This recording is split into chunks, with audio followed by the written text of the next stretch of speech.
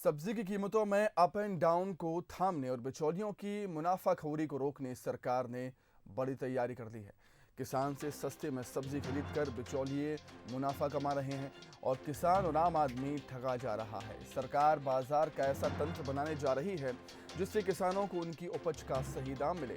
थोक और खुदरा मूल्य में 2 गुने से अधिक का अंतर भी ना हो। सरकार सब्जियों का भी न्यूनतम समर्थन मूल्य तय कर सकती है। इसको लेकर 2 दिन में रिपोर्ट सौंपी जाएगी। सीएम शिवराज ने सोमवार को मंत्रालय में उद्यानिकी और गृह विभाग के अधिकारियों के साथ सब्जियों की उपलब्धता और किसानों को मिलने वाली कीमत को लेकर बैठक के निर्देश दिए।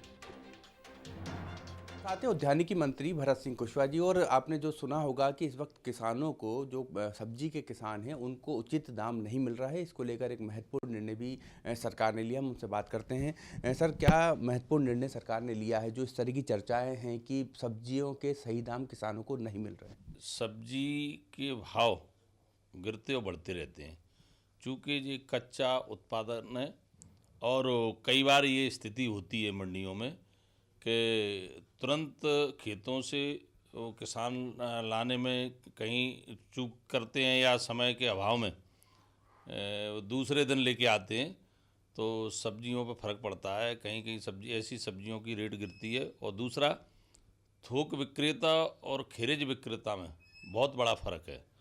किसान थोक में मंडी में अपनी सब्जी बेच जाते हैं, इसलिए माननीय मुख्यमंत्री जी ने ऐसे विभाग को निर्देश दिए हैं कि किसानों से, जो सब्जियों का काम करते हैं किसानों से, उनसे चर्चा की जाए, उनको पूछा जाए कि उनके हित में और क्या सरकार कर सकती है, बेटर से बेटर करने का प्रयास करेगी।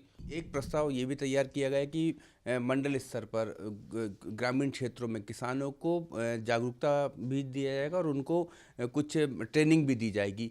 वो पूरा कॉन्सेप्ट क्या है? उत्पादन और फूड प्रोसेसिंग का काम साथ साथ संचालित हो, ऐसी माननीय मुख्यमंत्री जी की इच्छा है और माननीय मुख्यमंत्री जी ने इस पर काफ़ी फोकस किया है।